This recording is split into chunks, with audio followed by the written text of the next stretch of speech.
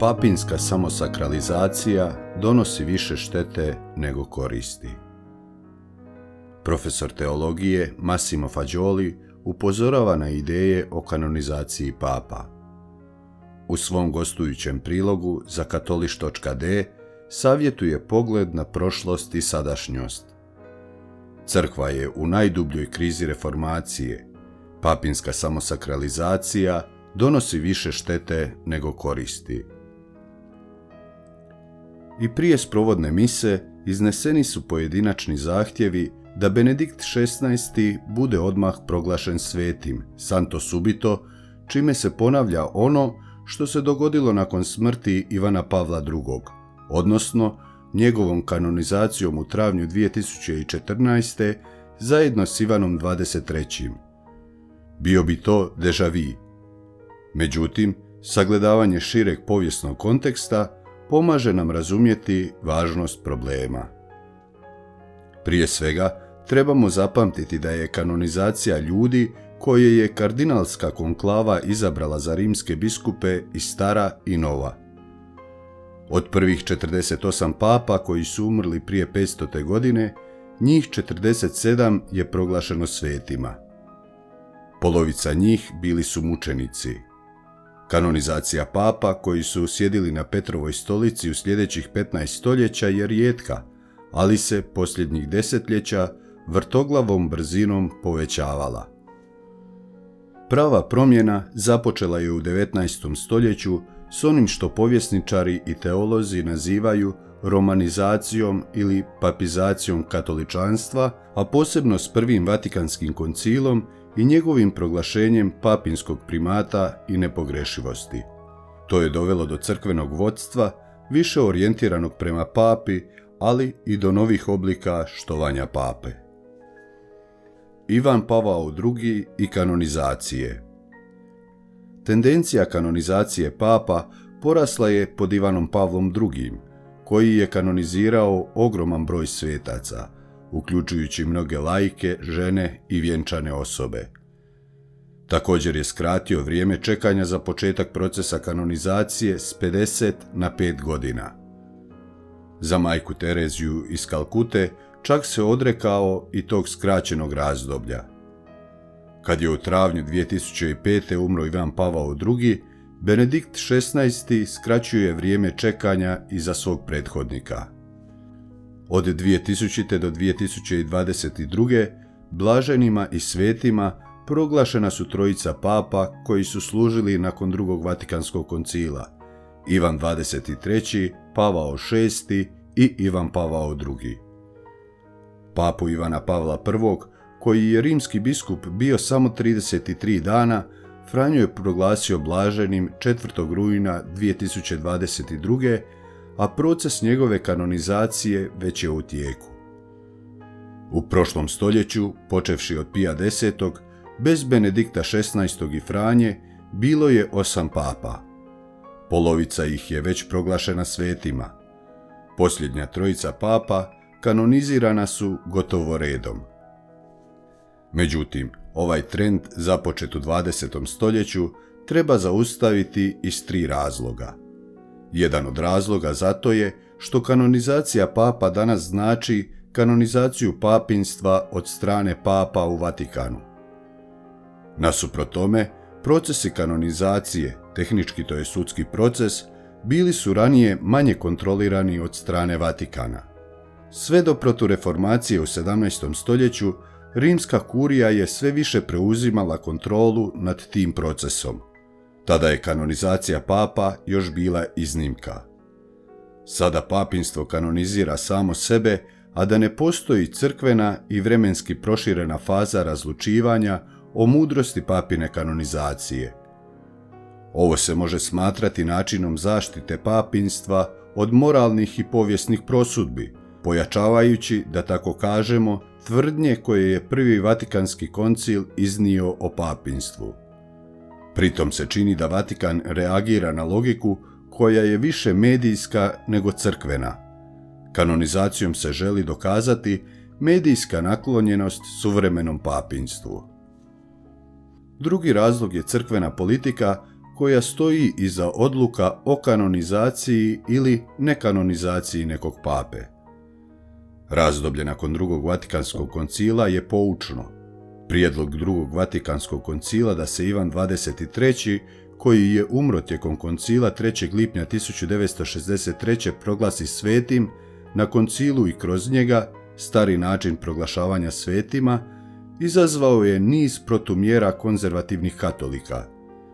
Stvorio se niz protuteža.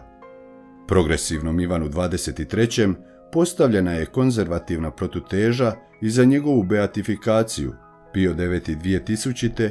I za njegovu kanonizaciju, Ivan Pavao II 2014.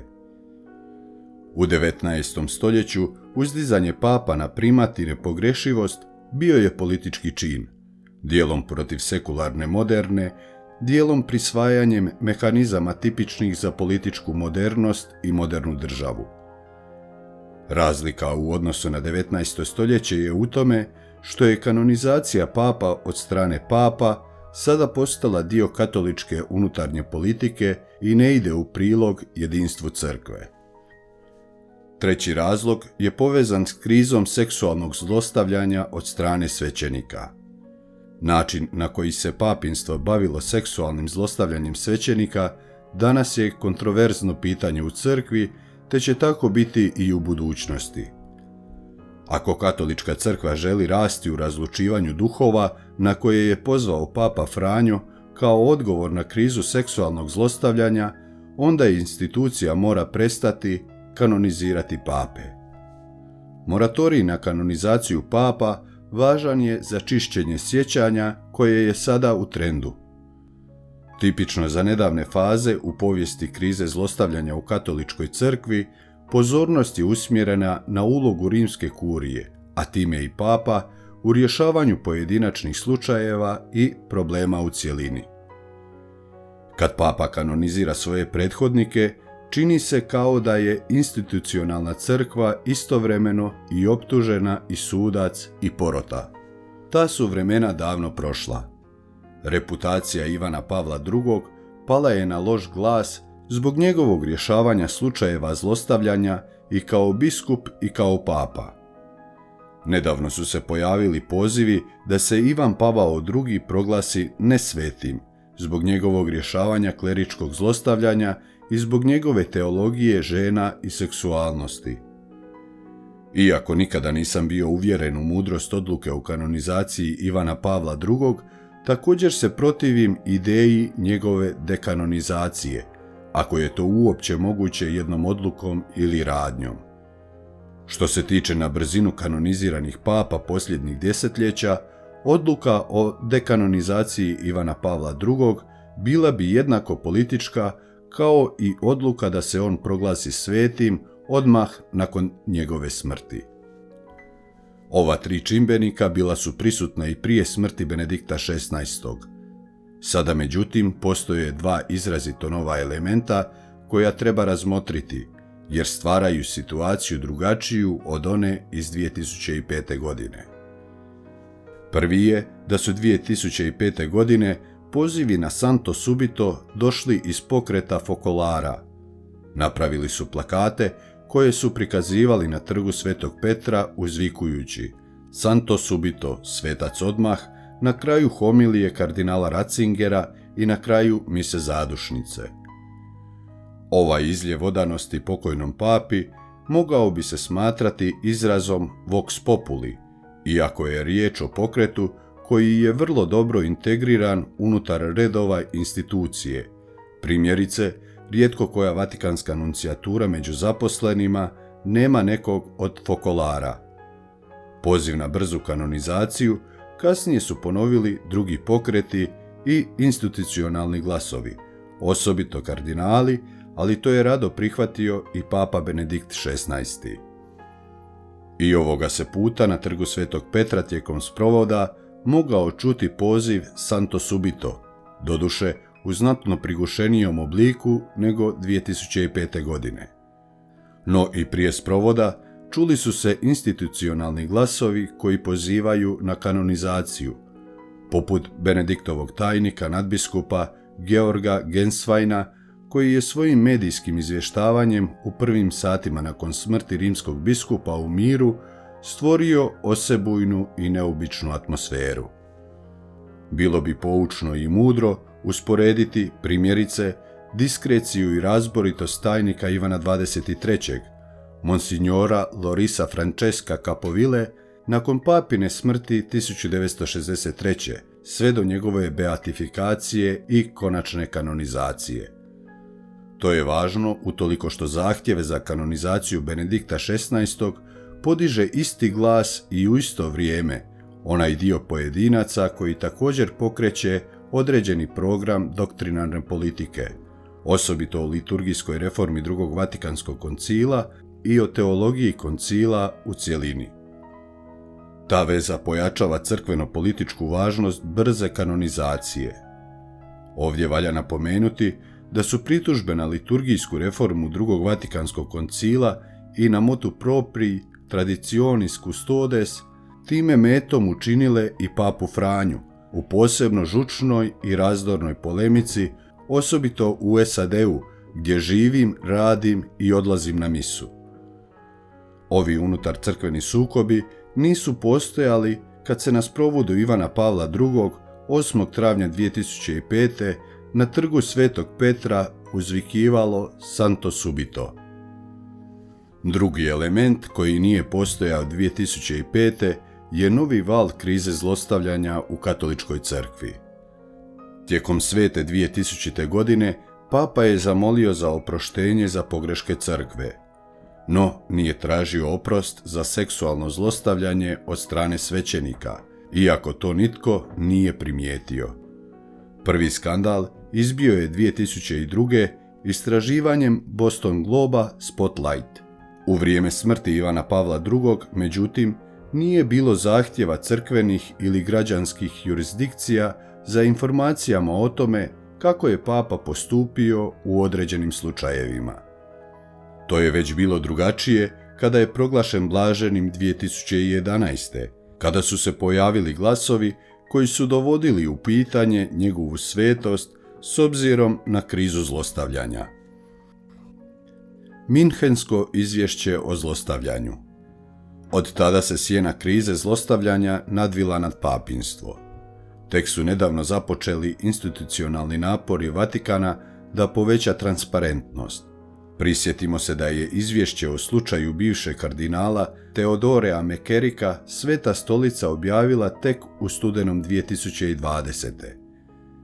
Sve do pontifikata Benedikta XVI. Nijedan papa, živi ili mrtvi, nije bio u središtu pozornosti. To se drastično promijenilo posljednjih godina. Što više, to je sastavni dio priče o njegovu pontifikatu, osobito od 2010. i životu nakon pontifikata, izvješće o postupanju u slučajevima zlostavljanja u njemačkoj nadbiskupiji Minhen i Freising, čiji je nadbiskup bio između 1977. i 1981. objavljeno je u siječnju 2022. Benedikt XVI. Podigao je borbu protiv zlostavljanja u crkvi na novu razinu uvođenjem strožih procedura i novih zakona. Bio je prvi papa koji se susreo s preživjelima zlostavljanja i poduzeo mjere protiv zlostavljača. No, prije nego što je izabran za papu, više od 20 godina, bio je nadbiskup i kardinal prefekt Kongregacije za nauk vjere. To je također bilo vrlo teško vrijeme za katoličke teologe, koje je kongregacija istraživala i u mnogim slučajevima ušutkala, kao i za redovnice. Sve ovo poziva na izniman oprez u pitanju kanonizacije papa, čak i onih koji poštuju nasljeđe i sjećanje na Benedikta XVI, te ga ne žele oštetiti i ne žele ostavljati dojam lijepo obojenog. Govorim to i kao netko tko je 2008. godine objavio talijansku verziju zbornika eseja Benedikta XVI, kao netko tko drži kolegije iz teologije u kojima su Ratzingerovi tekstovi obvezna literatura. Ovo nije sud o svetosti Benedikta XVI, nego stvar prilike i potrebe da se pitanje kanonizacije papa, ne samo Benedikta XVI, razumije u današnjoj situaciji crkve. U konačnici, trebamo cijeniti i poštivati tradiciju crkve o suzdržanosti u procesima kanonizacije. Prije gotovo 4 stoljeća, između 1628. i 1634. Papa Urban VIII odlučio je da mora proći 50 godina nakon smrti kandidata prije nego što se on može proglasiti svetim. Urban je reagirao na vrijeme u kojem su stalno nastajale nove pobožnosti za neke nove svece. Postoji potreba da se ponovno otkrije mudrost ove drevne norme, osobito kada je riječ o beatifikaciji i kanonizaciji papa. Također je potrebno potisnuti misticizam papinstva u današnjem katoličanstvu. Na koncu, to je neophodno jer je crkvi potreban dugi proces rasvjetljavanja uloge papinstva i rimske kurije u krizi seksualnog zlostavljanja, koja je najveći skandal u modernoj crkvenoj povijesti te najdublja kriza od vremena protestantske reformacije.